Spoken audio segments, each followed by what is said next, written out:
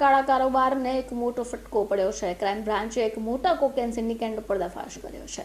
મુખ્ય સૂત્રધાર તરીકે મુંબઈ સ્થિત એક નાઇજીરિયન મહિલા કાલીનું નામ પણ સામે આવ્યું છે। આ કાર્યવાહીમાં 3 યુવાનોને ઝડપી લેવાયા છે। પોલીસ કમિશનર અનુપમસિંહ ગેહલોતના માર્ગદર્શન હેઠળ ક્રાઇમ બ્રાન્ચની ટીમે તારીખ 20/5/25ના રોજ અઠવાગેટ વિસ્તારમાંથી કાર્યવાહી કરી। પકડાયેલ આરોપીમાં મિતેશ સુનિલભાઈ પાંડે, ચેતન મોહનભાઈ પરમાર અને યશ સંદીપભાઈ બુંદલાનો સમાવેશ થાય છે। 11.50 લાખનો મુદ્દામાલ જપ્ત કરાયો છે। 8.49 લાખનું કોકેન, 1 લાખની કિંમતનું યામાહા એરોક્સ મોપેડ, 2 લાખની કિંમતના 3 આઈફોન અને રોકડ રકમનો સમાવેશ થાય છે। અગાઉ પણ એનડીપીએસ એક્ટ હેઠળ પકડાયો હતો। વર્ષ 2020માં તેમની પાસેથી 472 ગ્રામ ચરસ પણ મળ્યું હતું।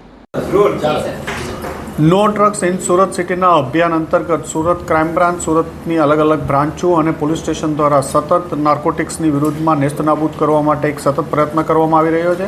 એમાં ક્રાઇમ બ્રાન્ચના પોલીસ ઇન્સ્પેક્ટર SN પરમાર અને એમની ટીમને એક માહિતી મળી હતી કે કોકેન વેચવા માટે 2 ઇસમો આવનાર છે, મિતેશ પાંડે અને ચેતન પરમાર। જે બાતમી આધારે મહાવીર હોસ્પિટલ પાસે વોચ ગોઠવવામાં આવેલી હતી પંચો સાથે। દરમિયાનમાં એક યામાહા એરોક્સ મોટરસાઇકલ ઉપર આ બંને આવતા એમને પકડી પાડવામાં આવ્યા અને એમના કબજામાંથી 9 ગ્રામ જેટલું કોકેન મળી આવ્યું છે। આ કોકેન બાબતે ક્યાંથી લાવ્યો અને શું કરવાનો હતો એ પૂછપરછ કરતાં યશ બુંદેલા નામના એક માણસ વધુ નામ ખોલેલું હતું કે મિતેશ પાંડે અને ચેતન પરમાર, આ યશ બુંદેલા ત્રણેય ભેગા થઈ મુંબઈથી આ ડ્રગ્સ મંગાવી કોકેન અહીંયા અલગ અલગ વિસ્તારોમાં છેલ્લા 6 માસથી વેચે છે। આનું વેચવાનો ભાવ 1 ગ્રામનો 10,000 રૂપિયાથી વધુના ભાવથી આ લોકો વેચતા હોય છે। આગળમાં આમાં પણ એક નાઇજીરિયન લેડી અને એક બીજા માણસનું નામ ખુલ્યું છે અને તપાસ આ બાબતમાં ચાલુ છે।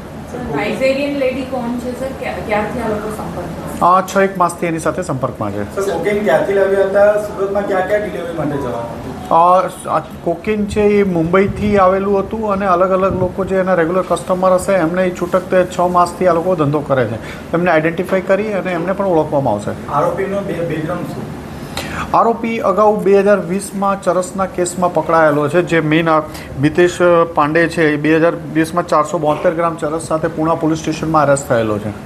સર, આ નાઇજીરિયન લેડી સાથે કઈ રીતે સંપર્કમાં રહેતા હતા? કઈ રીતે લાવ્યા? એ ઇન્વેસ્ટિગેશન ચાલુ છે એટલે આ સ્ટેજમાં એ બાબતને એમ નહીં કહીએ। સર, જે વોન્ટેડ આરોપી છે એ કોણ છે? એક નાઇજીરિયન લેડી છે અને બીજા એક માણસનું નામ ખુલ્યું છે।